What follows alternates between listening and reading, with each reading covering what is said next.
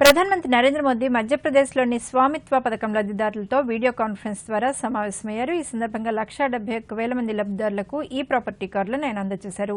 జన్ కళ్యాణ్ సురాజ్ అభియాన్లో భాగంగా ఆ రాష్ట్రంలోని 19 జిల్లాలకు చెందిన 3,000 గ్రామాల్లో భూ రికార్డుల పత్రాలు పంపిణీ చేశారు.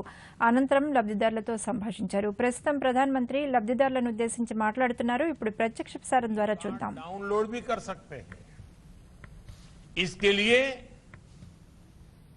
जिन जिन लोगों ने ये मेहनत की है, जी जान से इस काम में जुटे हैं, उन सबको मेरी तरफ से बहुत बहुत बधाई, और जिनको ये लाभ मिला है उनको बधाई भी और शुभकामनाएं भी।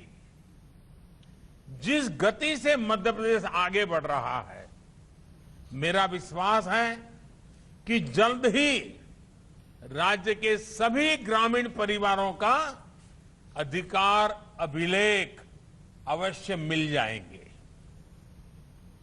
भाई और बहनों, ये हम अक्सर कहते सुनते आए हैं कि भारत की आत्मा गांव में बसती है, लेकिन आजादी के दशक बीत गए। भारत के गांवों के बहुत बड़े सामर्थ्य को जकड़ करके रखा गया। गांवों की जो ताकत है, गांव के लोगों की जो जमीन है, जो घर है, उसका उपयोग गांव के लोग अपने विकास के लिए पूरी तरह कर ही नहीं पाते थे।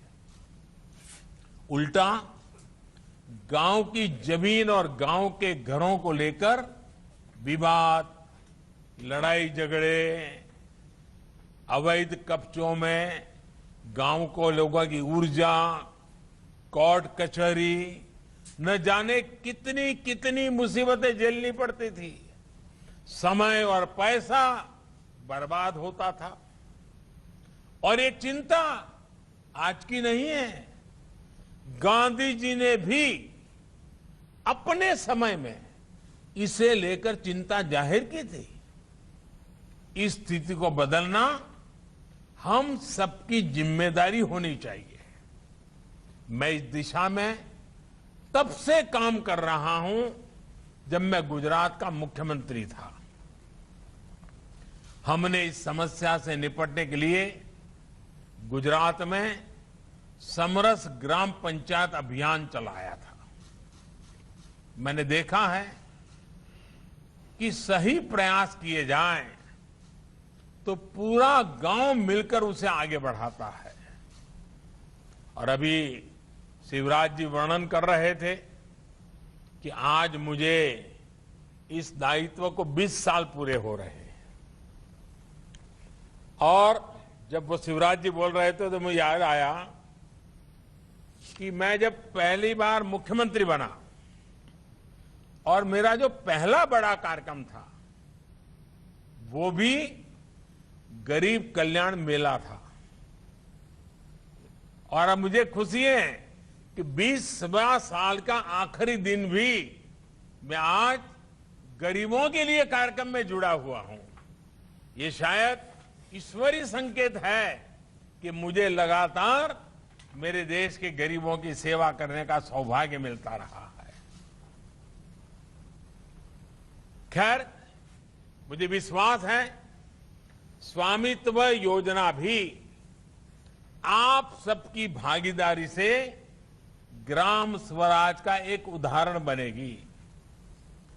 अभी हमने इस कोरोना काल में भी देखा है कि कैसे भारत के गांवों ने मिलकर एक लक्ष्य पर काम किया, बहुत सतर्कता के साथ इस महामारी का मुकाबला किया।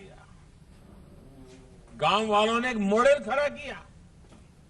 बाहर से आए लोगों के लिए रहने के अलग इंतजाम हो, भोजन और काम की व्यवस्था हो, वैक्सीनेशन से जुड़ा काम हो।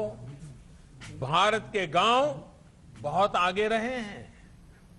गांव के लोगों की सूझबूझ ने भारत के गांवों को कोरोना से काफी हद तक बचा करके रखा और इसलिए मेरे देश के सभी गांव के लोग अभिनंदन के अधिकारी हैं।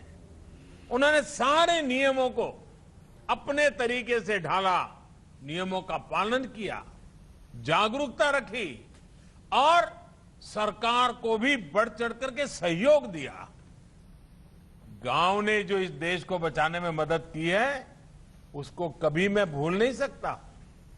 साथियों, दुनिया की बहुत बड़ी संस्थाएं भी कहती हैं कि किसी भी देश में जिन नागरिकों के पास अपनी प्रॉपर्टी के कागज नहीं होते, उन नागरिकों की वित्तीय क्षमता हमेशा कम रहती है और कम होती जाती है। प्रॉपर्टी के पेपर ना होना एक विश्वव्यापी समस्या है।